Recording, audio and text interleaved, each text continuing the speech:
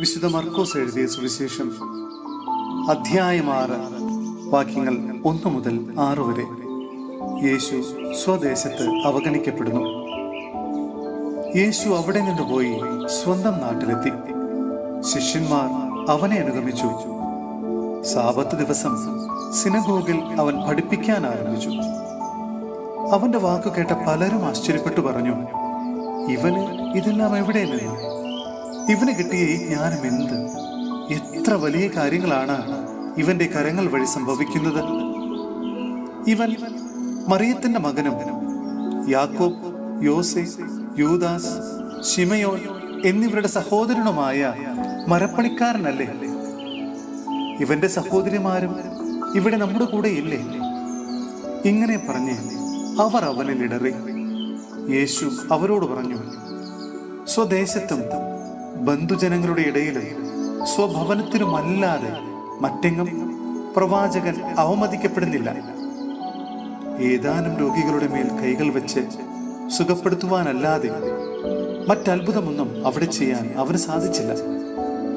അവരുടെ വിശ്വാസരാഹിത്യത്തെക്കുറിച്ച് അവൻ വിസ്മയിച്ചു. സഹോദരരെ, വിശുദ്ധ പൗലോസ് സ്ലീഹ റോമായിലെ സഭയ്ക്ക് എഴുതിയ ലേഖനം അധ്യായം 9 വാക്യങ്ങൾ 1 മുതൽ 5 വരെ. ഇസ്രായേലിന്റെ തെരഞ്ഞെടുപ്പ്. ഞാൻ ക്രിസ്തുവിനെ മുൻനിർത്തി സത്യം പറയുന്നു, വ്യാജം പറയുകയല്ല. എൻ്റെ മനസാക്ഷിയും പരിശുദ്ധാത്മാവിനാൽ പ്രചോദിതമായി എനിക്ക് സാക്ഷ്യം നൽകുന്നു. എനിക്ക് ദുഃഖവും ഹൃദയത്തിലടങ്ങാത്ത വേദനയുമുണ്ട്. വംശമുറയനുസരിച്ചു തന്നെ എനിക്കുറ്റവരായ സഹോദരങ്ങൾക്ക് ഉപകരിക്കുമെങ്കിൽ ശപിക്കപ്പെട്ടവനും ക്രിസ്തുവിൽ നിന്ന് വിച്ഛേദിക്കപ്പെട്ടവനുമാകാൻ ഞാൻ ആഗ്രഹിക്കുന്നു. അവർ ഇസ്രായേൽ മക്കളാണ്. പുത്രസ്ഥാനവും മഹത്വവും ഉടമ്പടികളും നിയമത്തിന്റെ അവകാശവും ശുശ്രൂഷയും വാഗ്ദാനങ്ങളും അവരുടേതാണ്.